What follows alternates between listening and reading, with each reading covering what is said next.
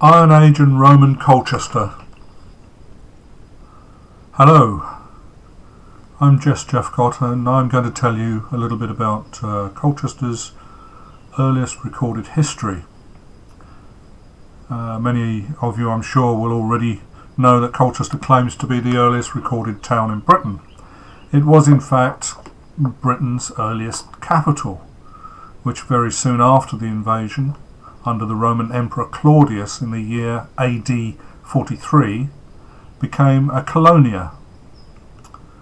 Then, after that, there was a warrior queen known as Boudicca, although I'm sure some of you will know her as Boudicca, and who is depicted in this opening picture in the form of a modern sculpture ingloriously located on one of our modern day roundabouts. But more of that later. We can go back to a time more than 2,000 years ago, way before Claudius or Boudicca. So let's take a look at a series of slides that tell the incredible story of Colchester's earliest history. This evocative image is from a painting that Peter Frost created at the request of the Colchester Archaeological Trust. It shows British warriors of the Trinovanti tribe in the Iron Age period, perhaps in the year 50 before the birth of Christ, somewhere around modern day Gosbecks. Colchester was then known as Camulodunum, which is translatable as fortress of the Celtic war god Camulos. It shows in the background the defensive dike system that the Britons built as part of their defences against attack. This was where warrior chiefs, or perhaps kings, with names such as Cassiodvolunus, Tasciovanus, Adedomarus, Cunobalin, for instance, ruled over what at some time was the most powerful tribe in Britain. Julius Caesar attempted to invade Britain in the year 55 BC, but was held in check, according to his very own records, in part by the two tribes of this region, the Trinovantes and their neighbours, the Catuvellauni. These people were trouble, they were powerful, they were feared. Great warriors. Caesar tried again in 54 BC and was forced to come to terms with the British. Caesar made many references to the British in his annals, mostly with seeming contempt for them. Remember, they'd thwarted him, so he was unlikely to be kind about them, was he? He noted their use of chariots for fighting, how they would stain their skins with blue-coloured woad to make them more terrible in battle, how they would never fight in a body but in small parties at considerable intervals from each other. Thus, in action, they perform the part of nimble horsemen and stable infantry, and by continual exercise and use can stop their horses at full speed, turn them which way they please, run along the pole, rest on the harness, and throw themselves back into their chariots with considerable dexterity. The picture shows just this. It shows the spiky-haired, woad-decorated, simply armed warriors with their chariots, compared, that is, to the highly disciplined and orderly Roman soldiers, dashing out from the gaps in the dikes to attack and to retreat to recover. People are watching from the top of the dikes. In Camulodunum, these people created a huge system of defensive earthworks, or dikes as we know them today. Many are still in evidence today, some 2,000 years after they were first constructed, and they form just one of our many scheduled ancient monuments. This is a map that shows the names and location of some of the British tribes before the Roman invasion of AD 43. Our tribe, the Trinovantes, are shown hatched, and it shows how the area covered is loosely similar to that of modern day Essex. We know the names of these tribes from various written and artifact evidence. After the Roman invasion, these tribes effectively disappeared by name, especially after the devastating and unforeseen attack by Queen Boudicca of the Iceni in the year 60 or 61. Up until then, it appears that the Romans had tolerated the tribal groups, but afterwards brutal reprisals brought a big change to how the British people were governed. There were no more kings of the British, like the 11 British kings who were claimed by the Romans to have surrendered to the Emperor Claudius in AD 43. From then on, the only king was the Roman Emperor. Records only take us back to around 100 BC, where these mainly come from coin evidence or the writings of Roman historians and, of course, Julius Caesar. However, we know that Britain had long been inhabited by humans, with Clacton Man's bone evidence from some 100,000 years ago. The Ice Age came and went around 10,000 years ago, which enabled man to migrate north and west and populating these islands. The people in Wales learning to swim and populating Ireland. The prehistoric age of some 10,000 years ago brought hunter-gatherers with their stone implements and gradual development of farming and mining and trade. The 5,000 year ago Boudicca people, so named after the pottery that they produced, left evidence of their time in Colchester too. Tribal affiliations were formed, and this map is what we know of that time. We see our neighbours, the Catuvellauni to the west, the Iceni to the north, Cantiaci to the south, the Atrebates, Regni, Silures, and others. Of course, we can't be sure how these names were pronounced, but we have the spellings from various sources. Whilst one might have expected the tribe that ruled in modern-day Kent, the Cantiaci, a clear clue to how Canterbury got its name, to have been at the fore during Caesar's attempted invasion, no. According to Caesar, it was the Trinovantes and the Catuvellauni that he said were his strongest opponents. In his opinion, the Cantiaci were well-mannered, civilised, much like the Gauls. The exact situation is uncertain, but we know that Camulodunum was the tribal capital of the Trinovantes, and that at some time or other they became ruled or closely allied with, perhaps through marriage or conflict, the neighbouring tribe, the Catuvellauni, whose capital was Verulamium, modern-day St Albans, or thereabouts. Of course, we only have the writings from the Roman side. The Britons would have been seen by them as barbarians, not necessarily as savages, but with a noted ability to weave cloth, to make pottery, to be well versed with trade, having a rudimentary system of money that involved metal bars. Some were stated as being Belgian, that had crossed the sea perhaps to escape the increasing threat from the fast expanding Roman Empire.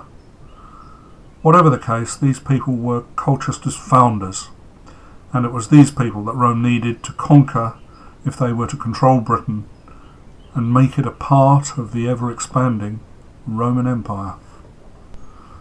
This family tree shows a little of what we know of the Trinovantes, linked with the Catuvellauni and their chiefs.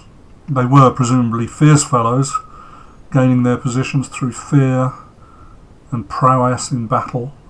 In the case of the Trinovantes, they would have ruled over a people that would have had their tribal capital at Camulodunum, protected as it was by its extensive defensive earthwork system, but also with their people living across a wide area that they held on the coast and inland, all forming part of the tribal clan. We see at the top Cassivellaunus, who was named by Julius Caesar as being alive in 54 BC. Then we have his possible grandson Tascivanus, followed by his two sons Cunobalin, or Cunobalinus, and Epaticus. Cunobalin was a much feared chief, known to have given neighbouring tribes a difficult time. He died around AD 40, possibly in Camulodunum. Our archaeologists talk of Cunobalin's homestead, an area of land at Gosbecks that can be seen marked out by discoloration of the soil from aerial photographs. Perhaps someday they might get a chance to carry out an archaeological dig to discover what lies below the surface, currently protected by Scheduled Ancient Monument status. Then we have three of Cunobalin's sons that we know the names of. Togodumnus, who died in AD 43, Adminius, and Caratacus, who died sometime after AD 50, but more of him later. Cunobalin in later centuries was to become known as Old King Cole of nursery rhyme fame. Caratacus was to become King Caractacus, as portrayed in an old song, or was it a poem? Indeed, it was the death of Cunobalin and the activities of his sons after his death that brought about Boudicca, chief of the Atrebates tribe to the south, asking Rome for help to protect him and his people from the attacks from the Trinovantes and Catuvellauni. This resulted in the Emperor Claudius seeing an opportunity to invade Britain at a time of weakness. Life was about to change for the Trinovantes. We know the names of British tribes and their leaders from coins that have been discovered over the years. Coins were introduced to Britain by the Belgic people and give archaeologists a powerful tool for dating finds. Whilst the Belgic coinage that arrived in Britain gradually spread in use throughout the land, ascribing a mint or a date to it is not an easy matter. The first identifiable inscribed coinage to emerge in this area is that of Adadamaris, dating to around 35 BC. He issued gold staters, a large coin, as well as a range of silver and bronze coinage.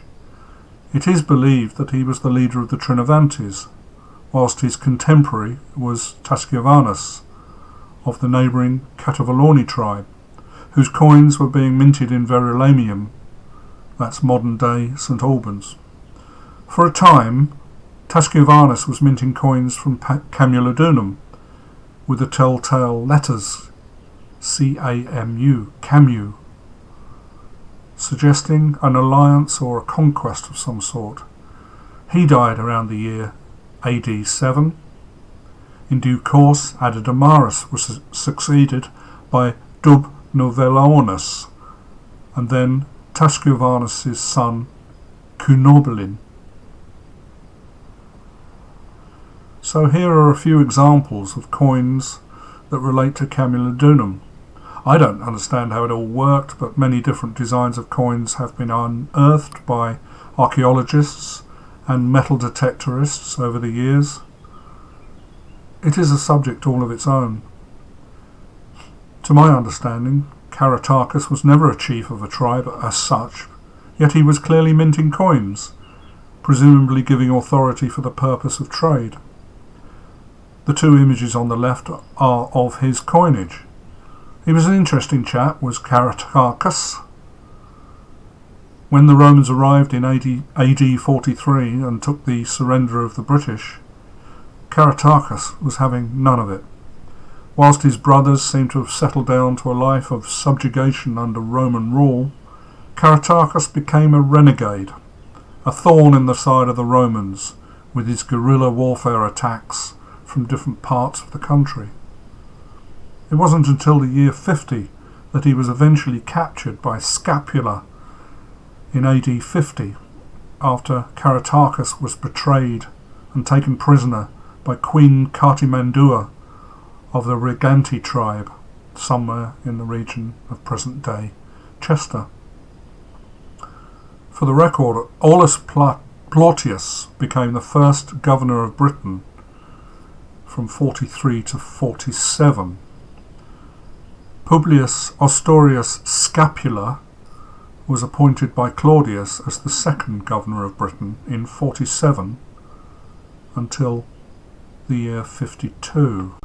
It has been suggested that the Lexton tumulus, as it is known in Fitzwalter Road, was the burial place of Addamarus, dated to around the year AD 1. The grave contents were extensive and clearly belonged to a man of great importance. The several other illustrations on this in this picture show some of the images depicted on coins of Cunoblin. These coins were minted in Camulodunum, with Camus on one side and a two-horse chariot, or biga, as encountered by Caesar many years before on the obverse. His later coins adopted an ear of wheat or barley, also the letters Cuno, C-U-N-O, short for Cunoblin, as well as a single horse.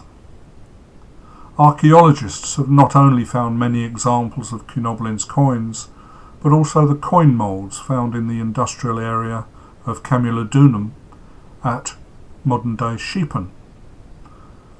Note the coin images in the centre. Is this the face of Cunoblin, with spiky hair and strong features? On the reverse side, a winged seated goddess, an angel perhaps, so similar to the Britannia that we used to have on our old pennies and halfpennies. Bottom right are the two sides of a Cunoblin stater made from gold. He minted thousands of these coins, a clear indicator of wealth, and the ear of wheat a probable reference to the wealth that was derived from the trade in corn, produced on the most fertile soil in the land. Food is power, is wealth. No wonder the Romans were interested. This picture is of a modern-day map that's been overlaid with an archaeologist's map of the earthworks. It shows the several north-south lines of the dike system, predominantly located to the west, facing the enemy, which link the natural defensive barriers of the River Colne to the north and the Roman River to the south, as we know them today. To the east, of course, was the coast and presumably presented less of a threat from attack. We can see what we know today as the Gosbecks site, the Stanway grave site, the Abbottstone settlement area, the position of the later Roman Colonia, which is now the town centre of Colchester, and various other features, such as the road to Londinium, or London as we know it today. All of these features have been subject to archaeological study, and these features are just the ones of particular note. A road between the Colonia and Gosbecks is of particular interest due to the special importance of the area we now know as Gosbecks to both the British and to the Romans. As we go further with this talk, we will see why.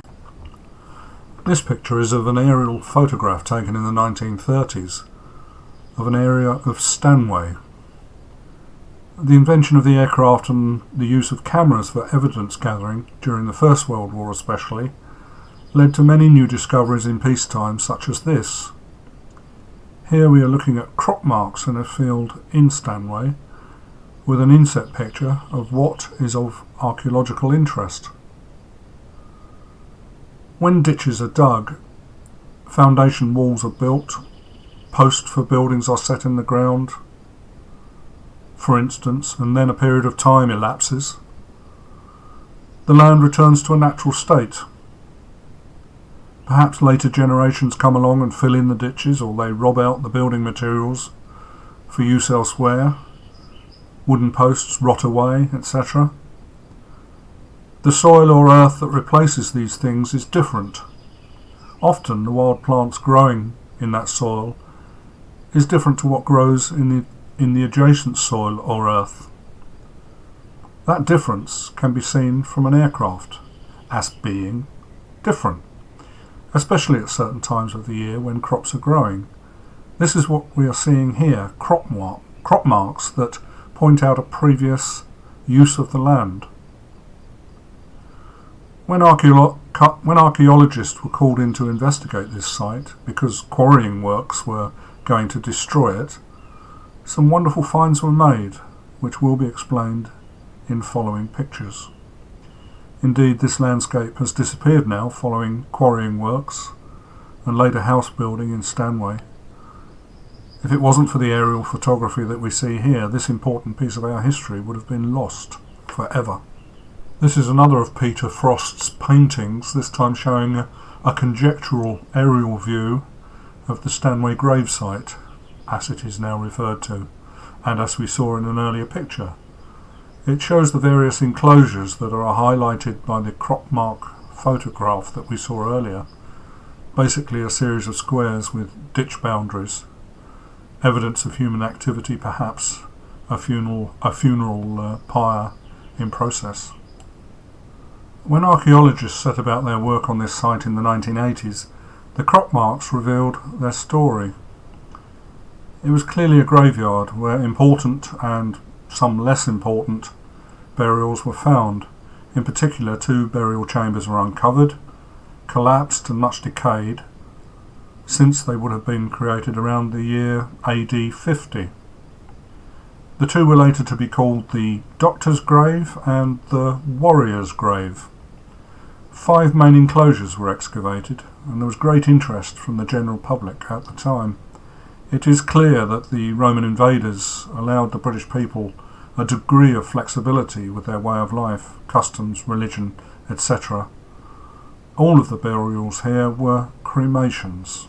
This is another of Peter Frost's paintings, this time showing how the warrior might have been laid to rest, with mourners, including the Druid religious leaders, much a part of the ceremony. The warrior's spear, shield boss, drinking and eating vessels, and other of his possessions that resisted being decomposed by the acidity of the soil. Colchester is particularly bad with this, meaning that wood, cloth, leather, even bones do not survive well in the soil over a long period of time. These items were what were found in the Doctor's grave at Stanway. Archaeologists refer to him as a doctor, as what was found in the grave were instruments that resemble those used by doctors today. They were also accompanied by the usual grave goods for the next life, and some of the personal goods of the deceased, such as a gaming board with the pieces set as if the game was in play, a straining bowl for fluids, what looked like divining rods, etc. Again, only the metal or pottery and stone pieces survived. The organic pieces were long since turned to dust, as was the poor old doctor. As I talk about this, there is another crop mark identified site nearby that one day may be investigated, or not. Money is always needed for such work. This is a more recent aerial photograph of a section of what is now known as the Gosbecks Archaeological Park, and a piece of land to the west that is still in private ownership, showing, as it does, many features through crop marks, hedges and farmers' fields. This is what is known as Cunobelin's homestead, suggesting that this was once where Cunobalin, or to give him his Romanised name, Cunobelinus, once dwelt. The ownership is a difficult one. The gravel extraction companies would love to turn it into a quarry. The archaeologists would love to explore what lies beneath the surface. The farmer will have none of it. The owner is powerless through agreements signed with interested parties, so it will, presumably, remain as it is, a field for growing crops, until something else might happen in the future. Added to all this, it is protected as a, you got it, scheduled ancient monument. Bottom right of the picture you can see what became a huge Roman temple. Bottom left in the picture you can see where once stood a Roman theatre, one of only 5 in Britain. But more of that to follow. Following on from the last picture, this is an archaeological map of Gosbecks, which shows many features that have been discovered over the years. It is only part of a much larger archaeological map of Colchester, but is perhaps the most interesting part of it. As modern housing has never happened here since Romano-British times, the land has remained relatively unspoilt for archaeological purposes. The creation of the Gosbecks Archaeological Park in the 1980s further preserved it from development.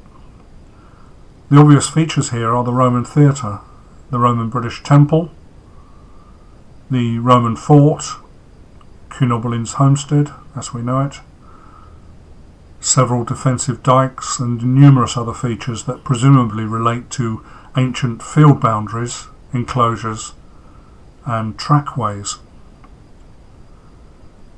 The Roman fort would have been built soon after AD 43 to enable the Romans to watch over the British settlement here for a short period of time, probably three-sided, as it was built up against one of the dykes. Nothing of it is visible today, as it is under a farmer's field growing crops, but we know it's there because it has been excavated. Cunobeline's homestead is only known by the crop marks and has not been excavated. The Roman theatre is one of two in Colchester, with only 5 being known in the whole of Britain. What does that suggest to you? It is part of the park and is accessible to the public. Its outline has been marked out on the ground, and the slightly raised ground, after all these years, is evidence of its existence long ago. Almost 2,000 years have passed. The structure, which was probably mostly wood and turfs, has long since gone, of course, the useful materials being taken away for other building projects in antiquity. The temple too is marked out on the ground today. It was a massive structure at one time, a place of great importance, presumably for worship, rather than the entertainment value offered by the nearby theatre. But more of this later. In the year 43, the Emperor Claudius arrived in Camulodunum and took the surrender, so we are told, of 11 British kings. His expeditionary forces would have encountered some opposition along the way, but their aim was to land in numbers in Kent and then to go ahead to the British capital at Camulodunum to make ready for the Emperor's arrival. We can only guess at how Claudius was greeted, but we are told that he came with considerable military force, accompanied by elephants. Who the 11 British kings were, again, we do not know, but we must assume that they would have represented several tribes across the land, all forced to recognise the superiority of this place and as being fitting to surrender to the head of the Roman Empire. This bronze bust was found in a river in Suffolk in the 1920s. It has since been identified as that of Claudius, perhaps taken as plunder from Camulodunum during Boudicca's attack, or perhaps, more likely, sometime after the Romans left Britain in or around the year 411, when Roman Britain fell into decay and confusion. To give him his full name, Tiberius Claudius Caesar Augustus Germanicus, was born 10 years before the birth of Christ and was proclaimed Emperor of Rome by legionary soldiers in the year 41, remaining so until his assassination in 54. The much acclaimed television series I, Claudius, starring Derek Jacobi, gave us a vivid description of life at that time. Claudius was the beginning of Roman Colchester. His capital of Britain was to be built on a nearby hillside with a commanding view of the land of the Trinodantes. It was a new beginning. This is a recent picture of the 20th Legion's arrival at Abbey Fields during a Roman reenactment event. One assumes that Claudius's arrival would have been similarly led by his trusted Roman legionary soldiers. We follow this picture with various others of Roman reenactors. Here we get a closer look at a legionary soldier. These were Romans with Roman citizenship. We can see his sword, the gladius, his spear, the pilum, designed to bend after piercing its target, thus rendering it useless should it be used in return. His segmental armour, Lorica segmentata, his helmet, a Gallia helm, this one of a 1st century AD design. This single item of Roman soldier equipment underwent many design changes over the centuries. His belt, a bolteus with its characteristic hanging strips and pendants. His tunic, or tunica, made of woolen cloth but also of linen. His shoes, known as caligae, all in leather, with metal studs on the sole.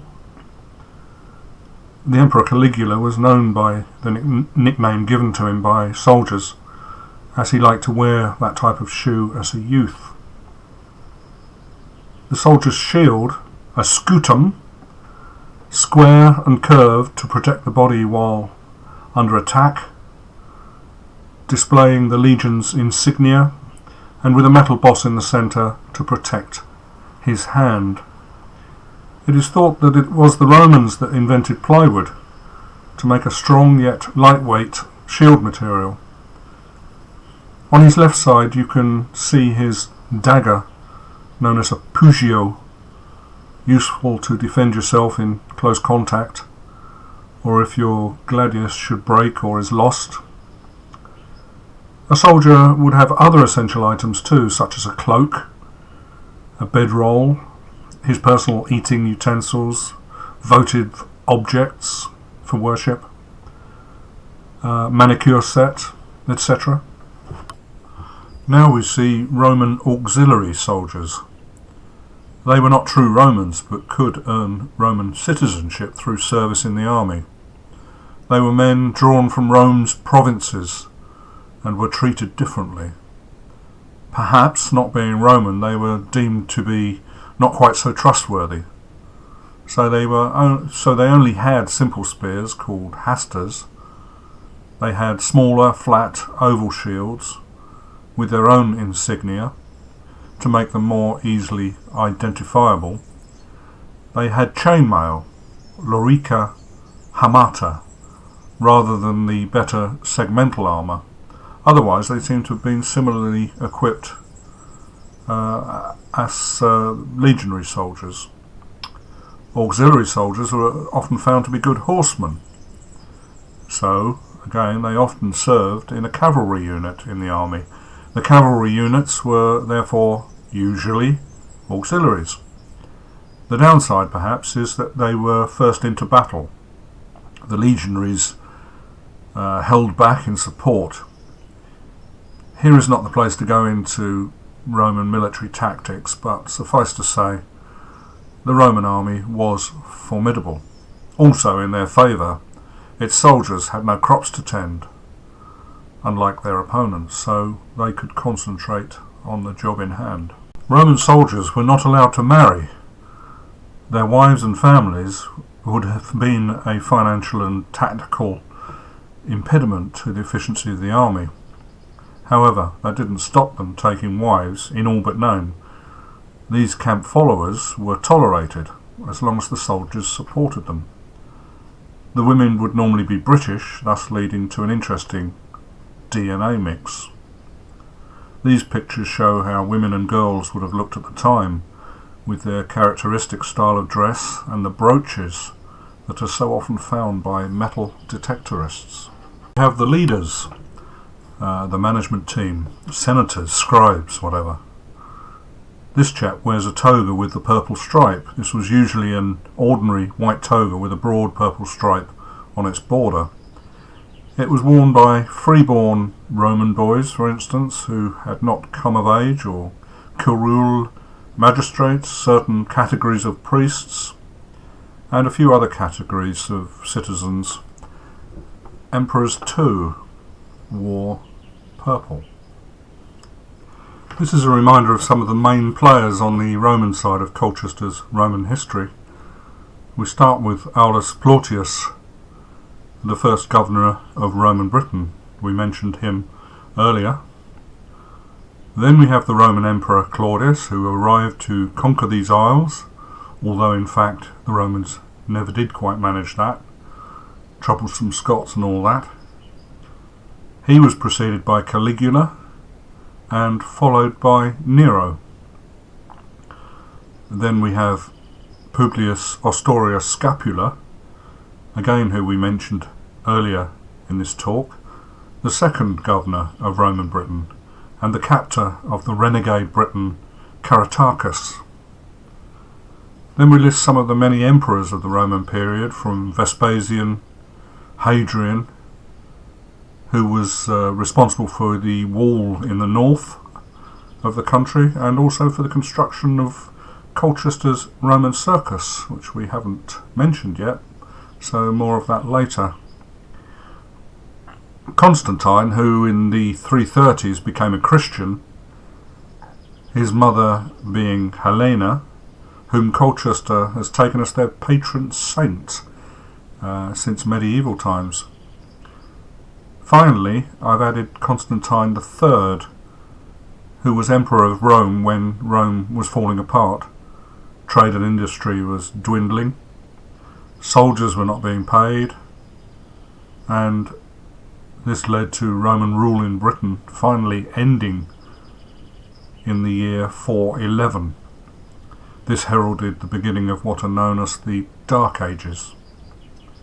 But wait, we have yet to talk about Boudicca, or was it Boudicca? Let's have a look at some more of Peter Frost's paintings, showing, as they do, how it is thought things might have looked.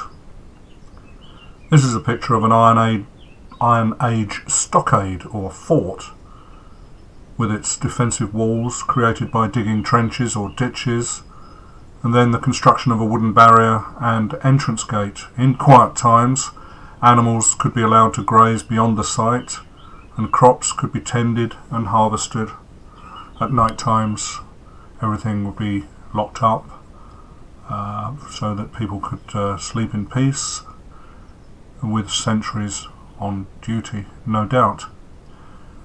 What sort of houses did the British build? That's not an easy one, as very little evidence has been found at Camulodunum by archaeologists.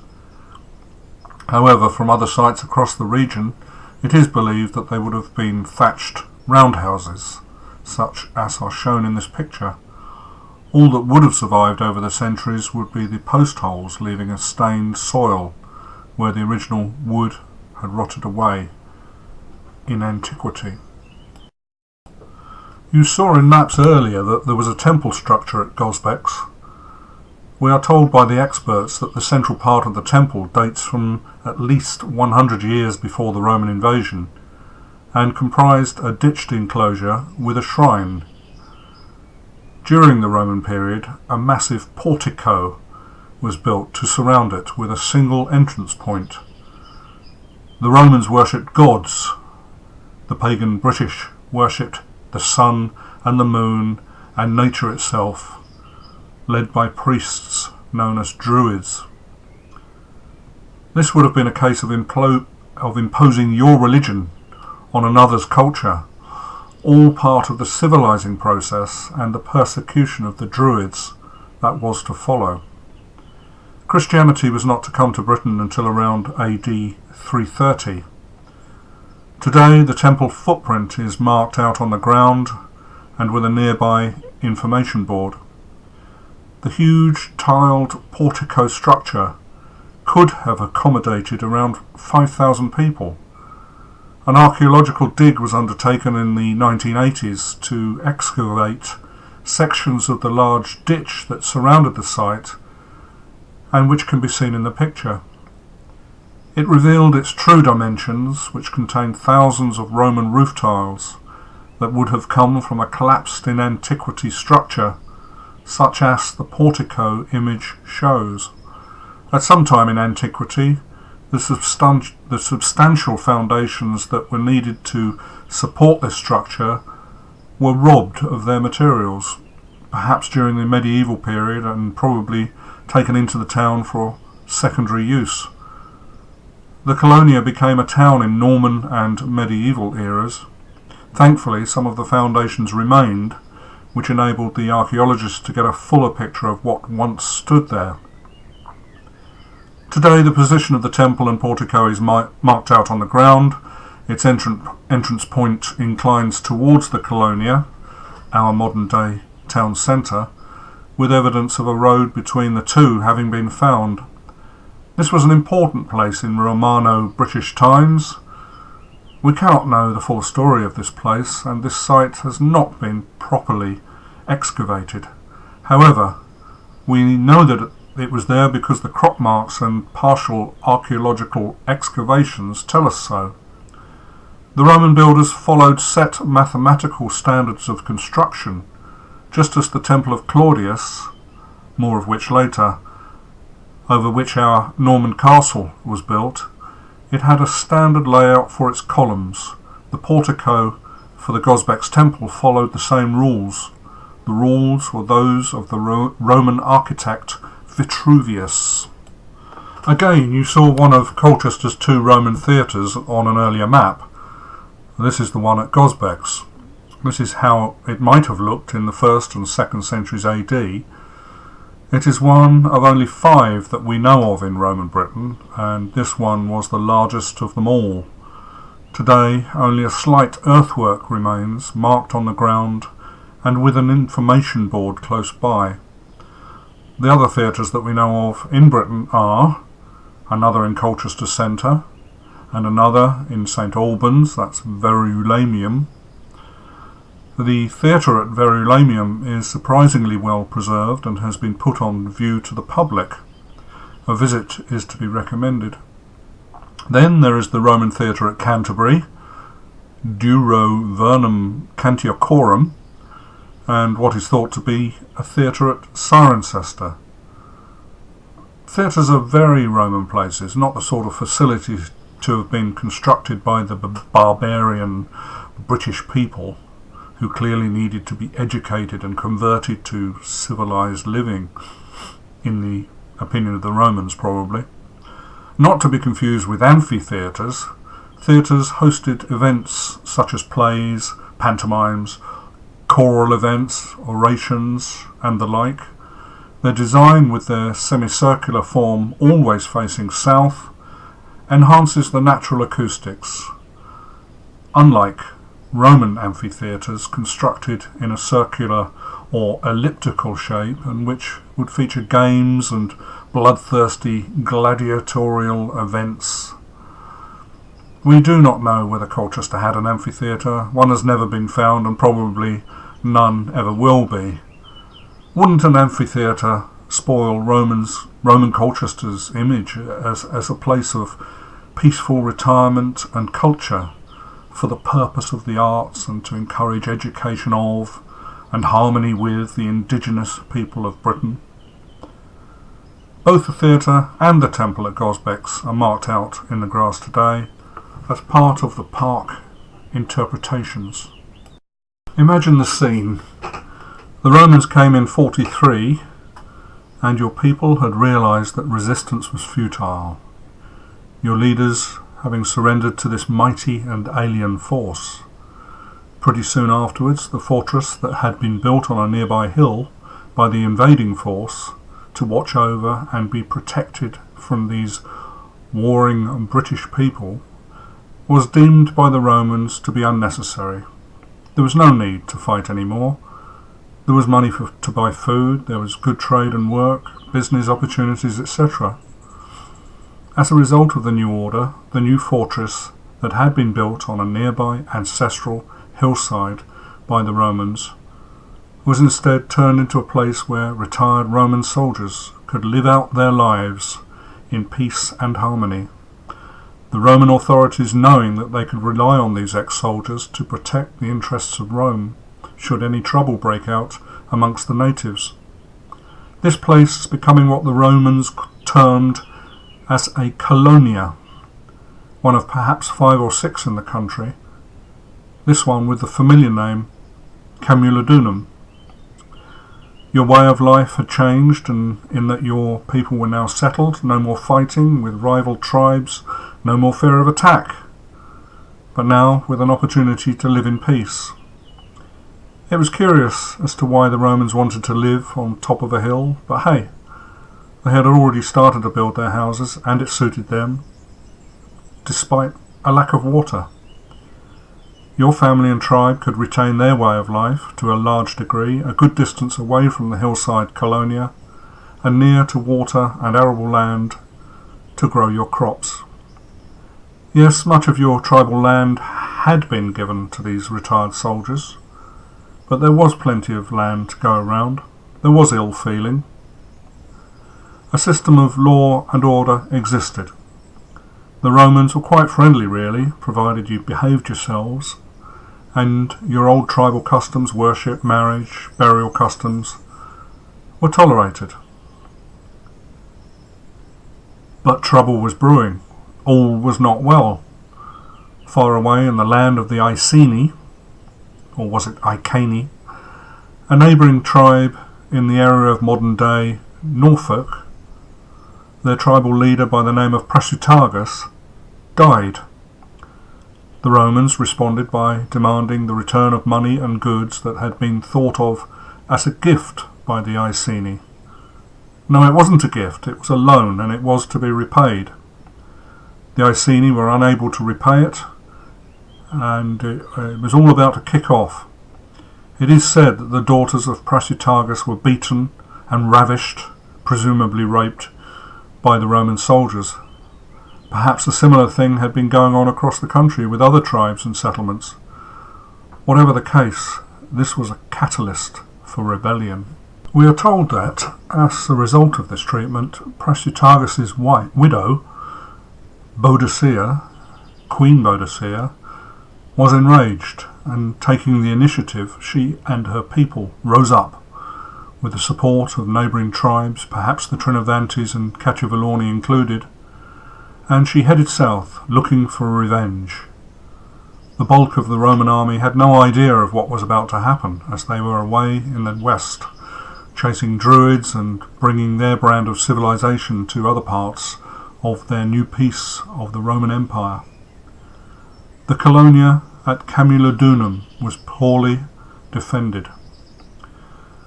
This army of Boudicca's arrived in Camulodunum and destroyed it, killing all they could find, Romans and non-Romans, burning the place to the ground, including the temple of Claudius that had contained many people that had sought safety behind its doors. Then the army, led by Queen Boudicca, as history records her, went on to Londinium, that's modern-day London, which by then had become Britain's capital, where similar destruction was meted out. Then she went on to sack Verulamium, that's modern-day St Albans. After that, the story gets a bit hazy. Nobody knows how it was all resolved, when and where, or whether the Roman armies caught up with her and put an end to the uprising. We have 2 accounts of this episode, both written some years later by Roman historians by the names of Gaius Cornelius Tacitus, or Tacitus, writing around the years 98 to 109, and from Dio Cassius Coccianus, writing much later around the year 163. Both accounts differ considerably. We must assume that Boudicca wasn't stupid. Women don't tend to suffer the gung-ho warrior instinct of men. Surely she had a game plan, knowing, as she must have, that the Roman legions were far away when she attacked. She would equally have known that the legions would hot-foot it back when they heard of what was going on. Wouldn't she have dispersed her army after the attack on Verulamium and blended into obscurity in a safe haven somewhere? So who to believe? Does it matter? What is for certain is that we will never know the truth. This was in the year 60, or was it 61? And even today, evidence of this destruction is regularly found when archaeologists discover the burnt layer when digging, providing them with important dating clues. So, enemy of the state or heroine of the people? Whichever the case, she probably died horribly, perhaps abandoned by her supporters who would have needed to get back to tend their crops. Or perhaps she simply melted away, protected by friends. The Romans say that she died, poison or snakebite, take your pick. After then, there must have been a brutal suppression of the indigenous British people, with the tribal names that had existed disappearing from the limited records and some gravestones that have survived. Then, almost 2,000 years after the event, some smarty pants comes along and decides that Boudicca wasn't Boudicca at all, she was Boudicca. They had misread the documents, it seems. Hence, we have two spellings here in this picture. Colchester celebrates her as a local heroine, a person worthy of remembering. Some Colcestrians even dress up for festival occasions. Whatever the case, it must have been horrible for people at the time, with allegedly 30,000 people, or was it 80,000, being massacred by this heroine queen. The final word here comes from Dio Cassius, who wrote of Boudicca that Boudicca was tall, terrible to look on, and gifted with a powerful voice. A flood of bright red hair ran down to her knees. She wore a golden necklet made up of ornate pieces, a multicoloured robe, and over it a thick cloak, held together by a brooch. She took up a long spear to cause dread in all who set eyes upon her. So how did things change, if at all, over the years following Boudicca's attack? No records exist that tell us, but we can imagine that Emperor Nero would not have been pleased at the news when it would have reached him, perhaps some weeks later. The order would have been given to punish and to learn from the mistakes made. This led to the construction of a wall to surround the Colonia at Camulodunum. Not just any wall, this was to be a wall of considerable form. But before we talk about our amazing Roman wall, so much of which still stands today as a testament to our Roman heritage, let's just mention something that happened to make us of particular note again. Colchester has the distinction of being the oldest recorded town in Britain. This is evidenced by a passing remark made by one Pliny the Elder, Gaius Plinius Secundus, who was born around AD 23 in northern Italy and who died as a result of the eruption of Mount Vesuvius in southern Italy, which overwhelmed Pompeii in AD 79. He had previously mentioned Camulodunum in a letter sent to his nephew, Pliny the Younger, in connection with an interesting astronomical occurrence that could be seen from a place called Mona, which is modern-day Anglesey. He said some 200 miles from Camulodunum. Thus, we are the oldest recorded town, city, village, whatever, in Britain. This picture shows a section of the wall still standing after 2,000 years. I don't know exactly when the wall was built, but coin evidence puts a date around the year 87. It was of ashlar construction, with a concrete foundation slab onto which was constructed an inner and an outer wall with a rubble infill, ramparts, gates, lookout points, drainage and sewage outlets, etc. This picture shows this construction method. Presumably soldiers and local people were put to work on its construction. The military probably divided up into contuberniums of 8 men, each taking a section, and with perhaps an element of competition involved. with assistance from master masons, labourers and the like, fetching and sorting the materials, making the lime mortar, making the red bricks, cutting the septaria blocks to size, mixing mortar, laying the bricks and blocks, etc. It was a massive feat of civil engineering, and it must have taken a few years to complete. At the same time, there must have been a lot of other building works going on inside and outside the colonia's walls, road building, etc. Cemulodunum was just a small cog in the whole of Roman Britain's relentless creation. This picture shows the triumphal arch that was erected by the Romans soon after their invasion to the glory of the Emperor Claudius, facing, as it would have done, the subjugated British people living between modern-day Sheepan and across to modern-day Gosbecks. I dare say that Queen Boudicca would have inflicted some damage to it during her attack. The new wall around the colonia incorporated this arch within its structure, as shown in the picture, having 2 vehicle entrances, 2 pedestrian entrances and 2 guardrooms. A recent photograph is of what was once the main entrance into the colonia, known today as the Balkan Gate, a name given to it in medieval times after it had been balked, stopped up, blocked off by the Romans themselves, or perhaps by later generations. Whoever did block it made a messy job of it, so it probably was not the Romans and more likely to have been the Normans. Perhaps it was known to the Romans as the West Gate or the Triumphal Gate. We will never know, of course. The ground is so steep around it that it was probably too much like hard work to use it. Indeed, it has survived to this extent because it had been blocked off. Unlike the 4 other main gates that have completely disappeared above ground level due to ever-increasing traffic and size of vehicles and general decay. Then, many centuries later, somebody built a pub on the gate. The Victorians built our incredible jumbo water tower behind it. We built the Mercury Theatre, and we lowered the road level to make it easier for vehicles to climb the hill. British Army regimental badge plaques were added later, for good measure.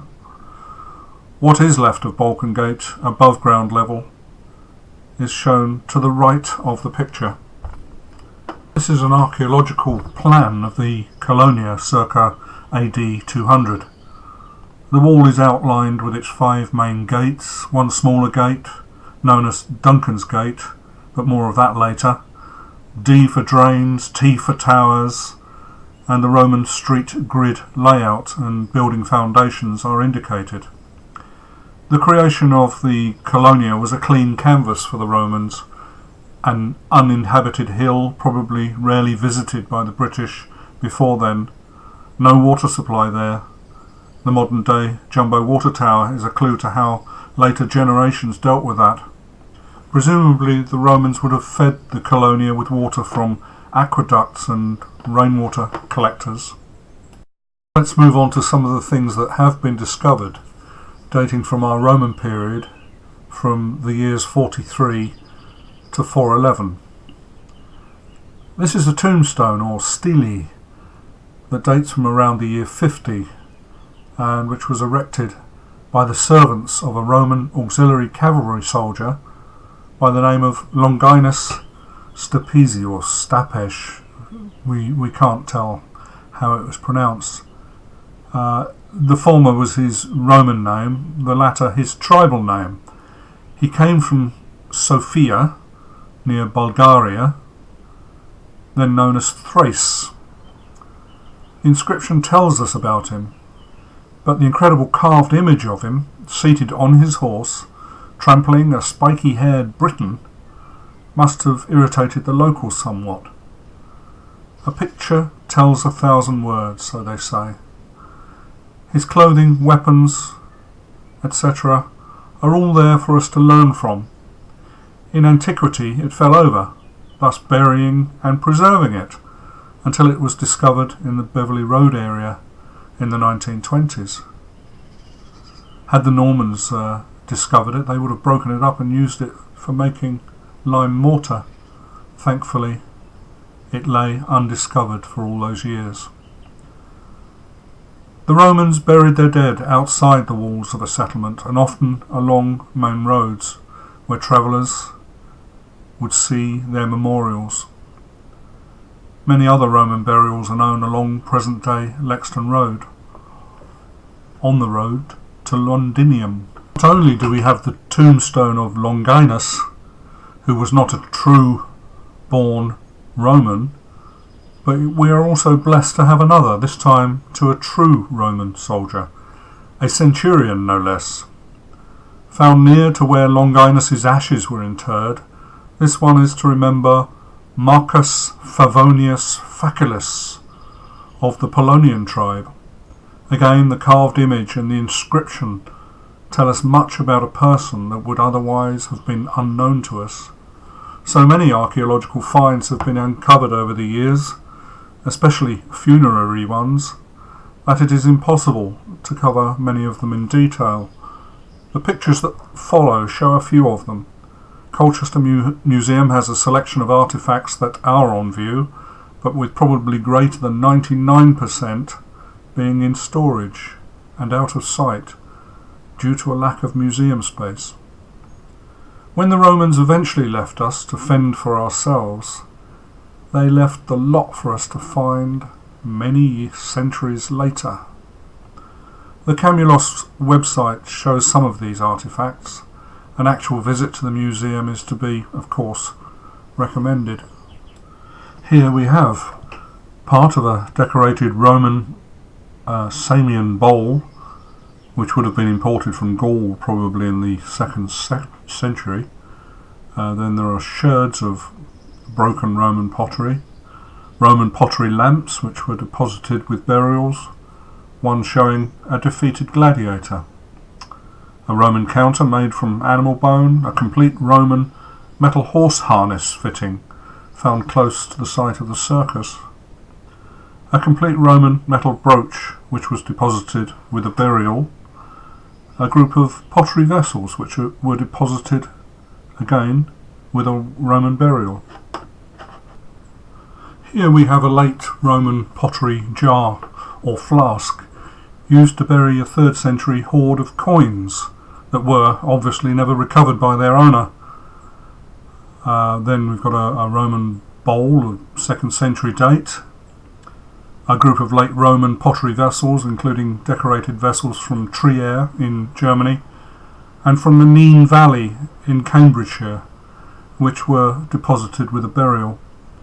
A surprise find was a Roman glass circus cup found at Colchester, which is decorated with a chariot racing scene.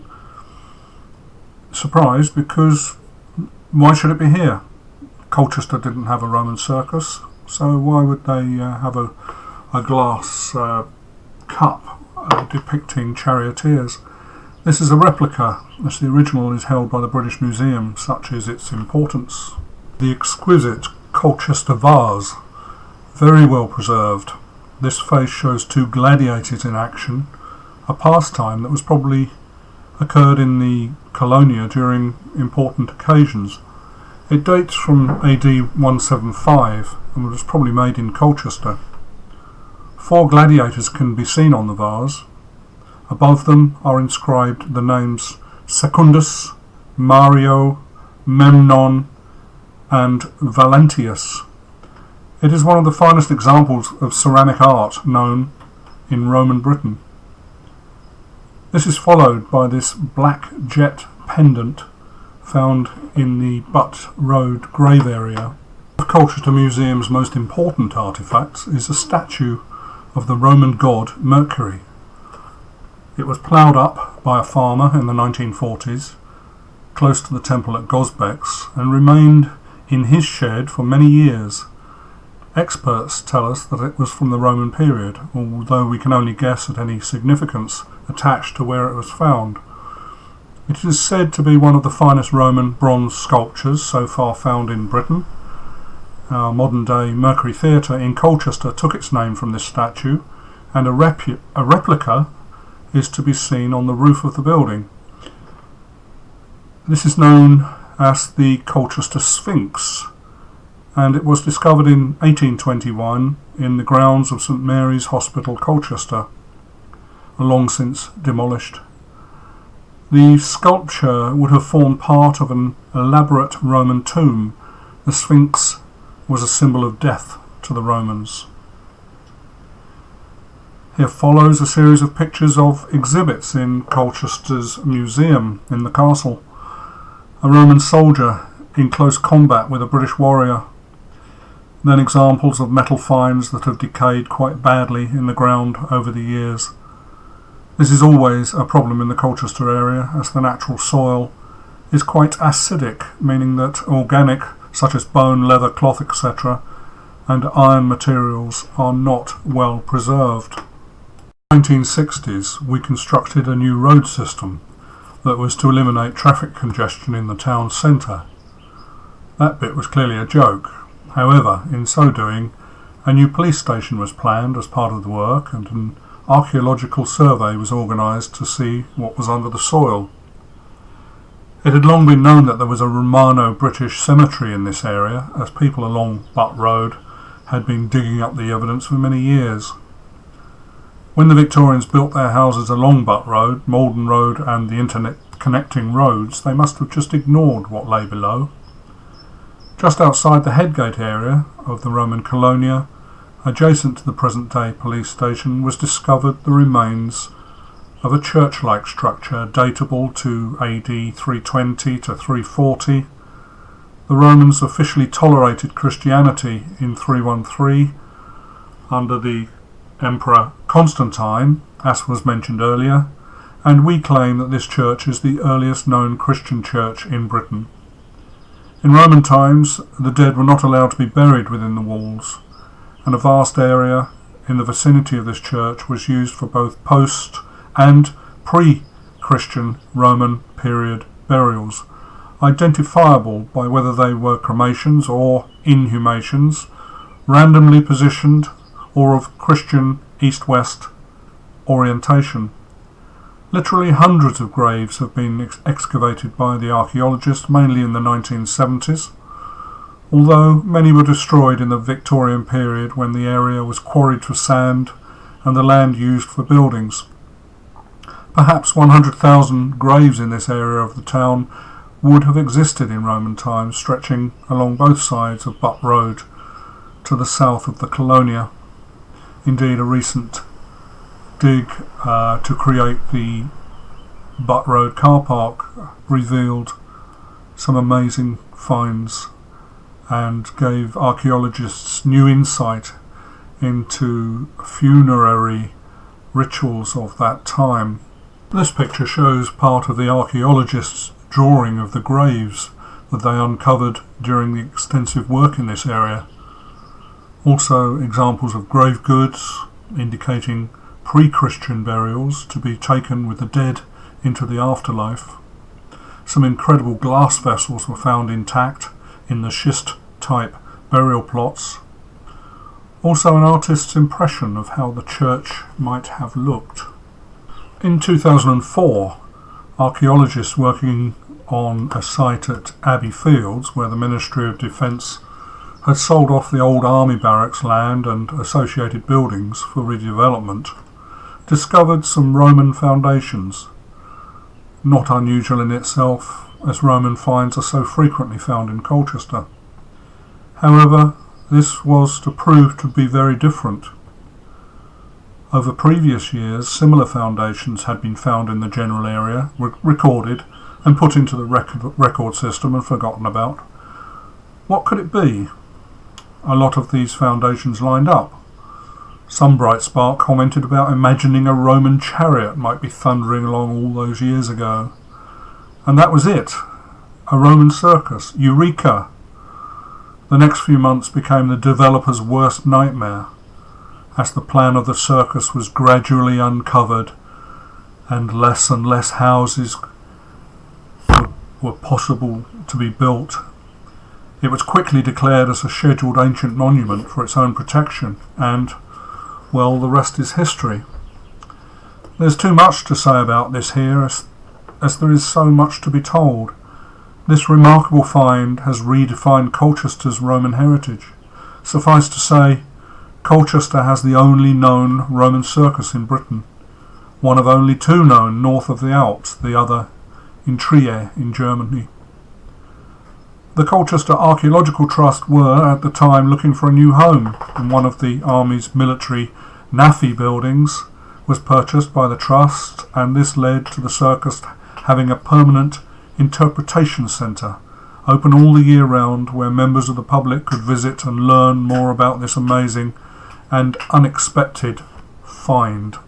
This map shows the Colonia after around the year 175, when it is believed that Emperor Hadrian had the circus built. It shows the position of the circus, the principal gates of the Colonia, the second Roman theatre in modern-day Maidenborough Street, the Temple of Claudius, the main roads leading to and from the Colonia and within its walls. We have the earliest known high street in Britain, following, as it does, the original Via Principia of the Roman Colonia, also modern-day Head Street and North Hill, as well as numerous other modern-day streets that have followed the original Roman plan. Note the north, south, east, west orientation of the Colonia and circus. Here is another of Peter Frost's paintings, which gives a conjectural bird's eye, or is it a drone's eye, view of the Colonia around the 3rd century. The close proximity of the circus would have meant that the roar of 8,000 or so spectators would have been quite audible to those that did not attend. On important chariot racing days, the VIPs, guests and their entourage would have processed from the temple through the gates of the outer precinct and down to what we know today as St Botolph's Street, through the gate and then up what is today Mersey Road, and then into the circus, so conveniently placed for such a spectacle. This aerial view shows how the circus footprint, mostly under the ground, is situated today, almost untouched by luck or design by the Victorian garrison buildings and later REME, that's the Royal Engineers Workshops, works. The foundations of the 8 starting gates of the circus, where the charioteers set off from on their epic races, are untouched and nestling neatly in what used to be the gardens of the officers, later the sergeants, mess. But as I said before, enough of this. Another film is needed just to look at the circus. Better still, a visit to the Roman Circus House to learn more of this amazing sight. In Colchester's Lower Castle Park in the 1930s, archaeologists uncovered a large area of land to reveal the Roman remains that lay beneath the soil. Here is what they left exposed for the public to be able to view. The rest they covered up again to preserve it. It's still there. Perhaps 4 rooms of a 2nd century Roman house with its tessellated floor surfaces intact, even after being open to the elements since the 1930s. Today the park is the jewel in Colchester's crown, having been landscaped over the centuries by various owners, removing any above ground traces of our Roman forefathers, or were they simply invaders that gave up and went home? Beyond this you can see part of the north section of the Roman wall, and beyond that the river Colne. Why Colne? Well, it's in the goodness of time Camulodunum became known as Colonia Castra, Latin meaning Colonia Fortress. From that came the word Colchester. The river became known as the Colne, another corruption of the word Colonia. Lincoln's name, for instance, has a similar root, as it too was once a Roman colonia. A map that we showed earlier details the positions of drain outlets in the Roman wall. This picture shows an exposed for the public viewing, that is, vaulted Roman drain that leads directly to where the Temple of Claudius once was, now where our Norman castle stands. This feature is within the castle grounds if you look carefully for it. There are several vaulted Roman drains in this area, one impressively preserved one that leads down to Duncan's Gate. Details to follow. I have mentioned the Temple of Claudius a couple of times during this talk, so isn't it about time we had a picture of it? We saw it briefly burning in flames during the story of Boudicca's attack. Of course, it would have been rebuilt after the attack as part of the aftermath works. Archaeologists are comfortable that the model here is a faithful representation of how the temple would have looked, constructed as it would have been, following the guideline designs of Vitruvius. Also, as mentioned previously, only the podium on which it once stood survives today, it being underneath our amazing Norman castle. The Normans would have recognised the significance of this place when choosing a site for the castle, having no shortage of building materials as the decay of 600 years had provided a ready supply. The Normans very efficiently destroyed Roman Colchester's buildings by recycling its materials. Of course, they recognised the strategic value of the 2,800 metre long wall, as have following generations, although they never left us an ongoing maintenance contract for it. Many Roman mosaics have been discovered over the years, a couple of which are part of the museum's displays. The others are in storage, as is so much more of our Roman heritage. This mosaic is known as the Berryfield mosaic, uncovered in the 1920s, near to where the present day, that is 2019, First Sight building stands.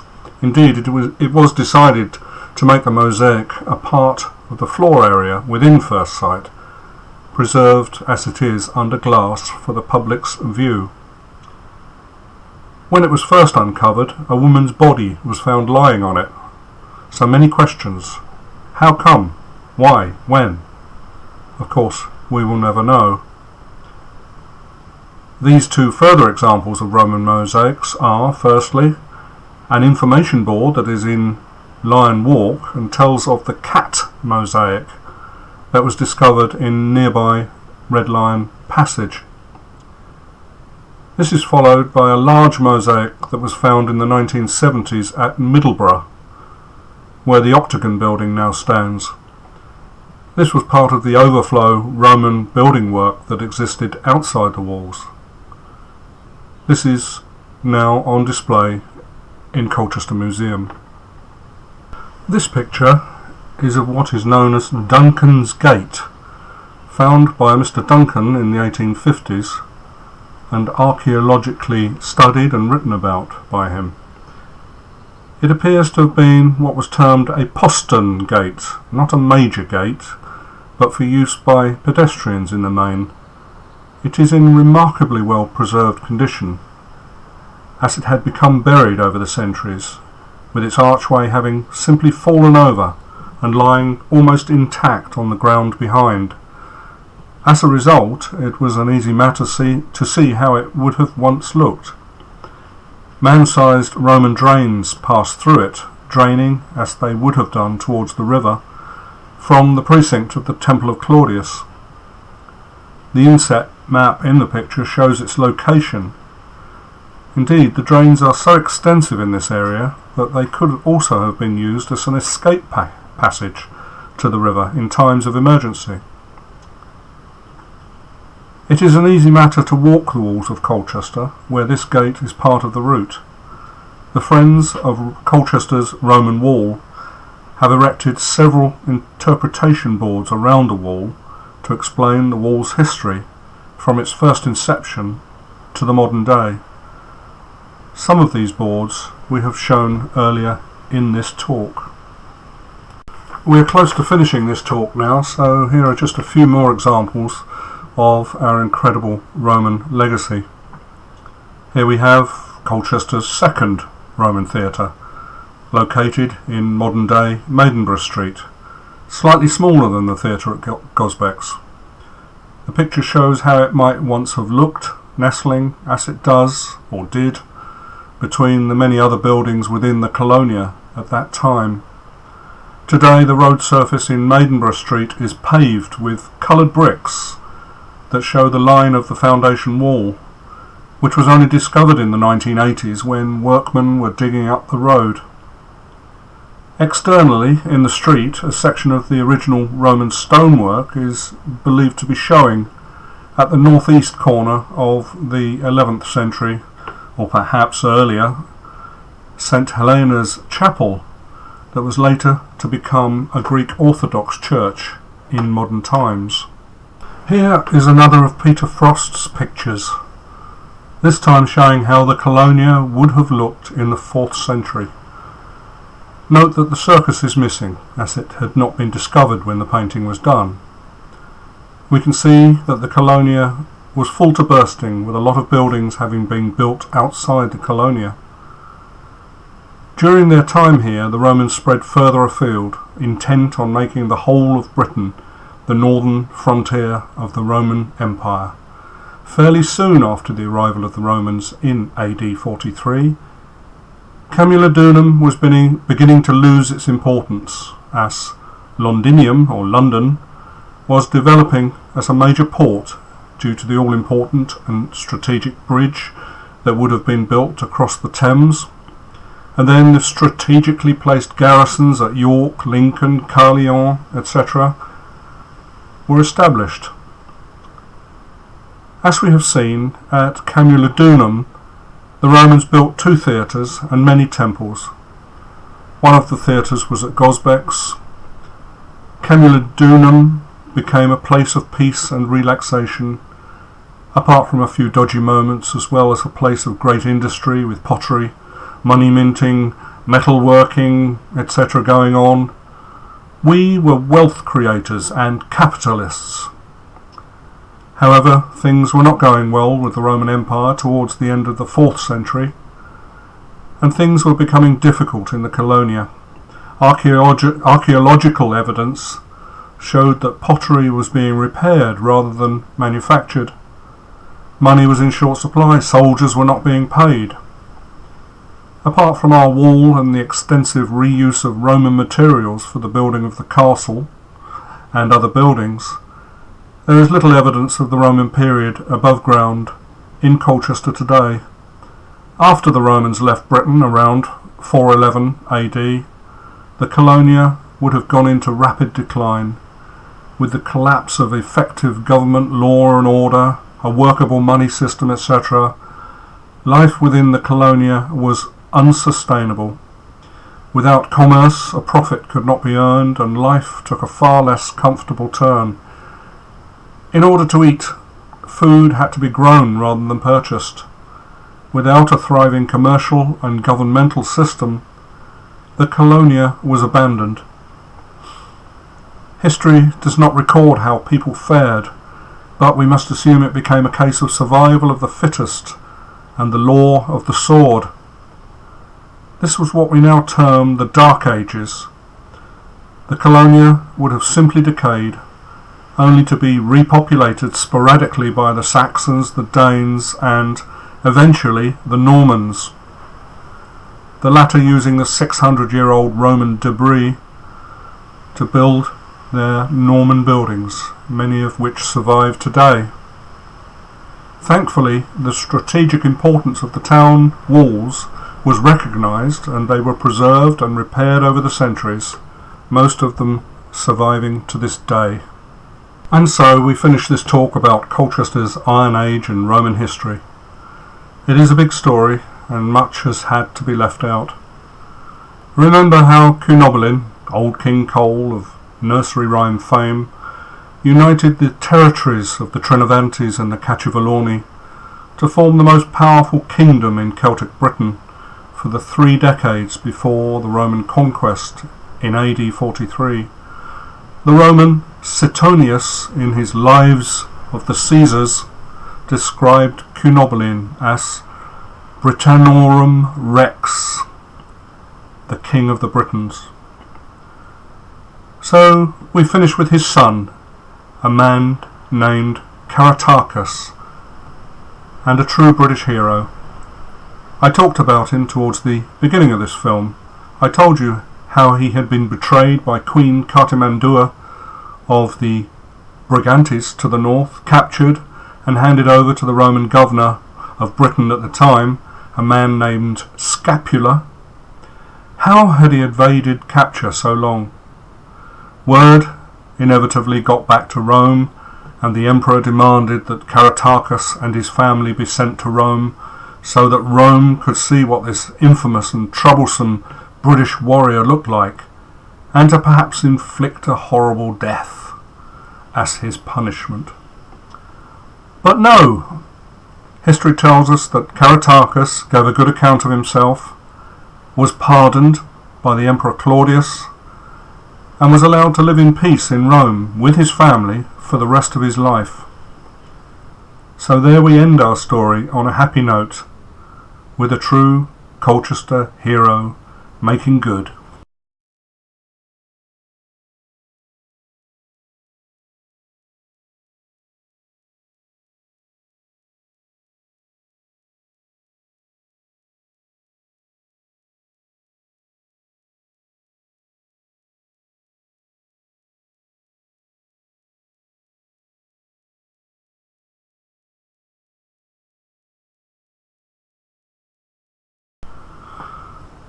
Colchester's heritage is without equal. We can rightly claim to be where true civilization in Britain began, when the Romans brought law and order to the warring factions, where a system of national government was begun and continues to this day, where cities were begun, roads were constructed, skills were learned and used to great effect, where commerce and trade thrived and developed, and where Roman Britain became one of the most important and prosperous parts of the Roman Empire, and still is today, of course, as part of modern-day Europe. As somebody once said, what have the Romans ever done for us? How naive was that? A great deal would be my answer. This amateur video recording is the first of a series of recordings that I've made, and which are based on the lectures that I used to give in the Colchester area to various groups that had expressed an interest in learning more about our history. Some of the content here will upset our learned academics, I know that, but hey, I have done it, whereas you have not. This is my take on the subject. What's yours? My retirement to France in 2017 means that I am unable to give these lectures in person anymore, so this is my way of making this information available to you for educational purposes and to hopefully make you appreciate how important your town once was and still is. Also, what there is to be discovered here today, if you care to look for it. At the very least, I hope that you have found it of interest. The other recordings that are available in this series are listed on the Camulos website, so for further information please contact me or those that follow me through www.camulos.com.